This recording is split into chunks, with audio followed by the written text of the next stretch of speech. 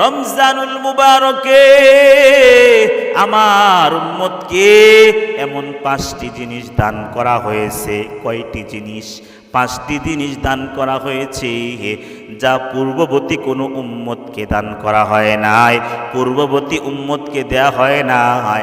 1 number হলো রোজাদারের মুখের ঘ্রাণ আল্লাহ তাআলার কাছে মেশকে আম্বরের চাইতেও অধিক পছন্দনীয়। 2 নাম্বার, সমুদ্রের মৎস্য পর্যন্ত রোজাদারের জন্য দোয়া করতে থাকে, অর্থাৎ ফেরেশতা সহ সকল সৃষ্টি এমনকি সমুদ্রের মৎস্য পর্যন্ত কার জন্য দোয়া করে? রোজাদার বান্দার জন্য দোয়া করতে থাকে। সুবহানাল্লাহ। 3 নাম্বার, প্রতিদিন জান্নাতকে সুসজ্জিত করা হয়। আল্লাহ পাক রব্বুল আলামিন জান্নাতকে উদ্দেশ্য করে বলেন আমার পরহেজগার বান্দাগুলো, আমার মুত্তাকি বান্দাগুলো, আমার রোজাদার বান্দাগুলো দুনিয়ার দুঃখ কষ্ট দূর করে তোমার ভিতরে প্রবেশ করবে। সুবহানাল্লাহ।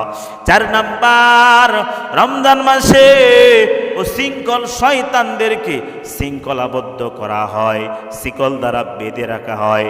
বলে অন্যান্য মাসে যে সকল বড় বড় গুনাহ করাইতে পারে সহজেই, রমজান মাসে সে সকল গুনাহ করাইতে পারে না।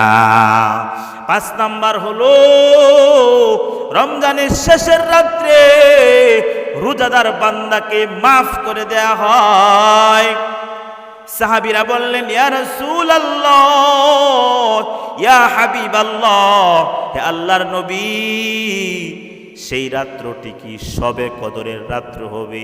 আল্লাহর নবী বিশ্ব নবী রাহমাতাল লিল আলামিন বলেন, না না, বরং শ্রমিক কাজ শেষ করার পর সে তার মজুরি পাবে।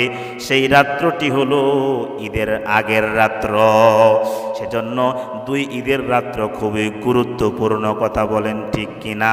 কত ফজিলাত এই রমজান মাস, 12 মাসের মধ্যে শ্রেষ্ঠ মাস রমজান মাস। রমজান মাসে একটা নেক আমল করলে রমজানের বাইরে 70টা নেক আমলের সমান সব। সুবহানাল্লাহ। রমজানে একটা নফল আদায় করলে রমজানের বাইরে একটা ফরজের সমান সব। সুবহানাল্লাহ।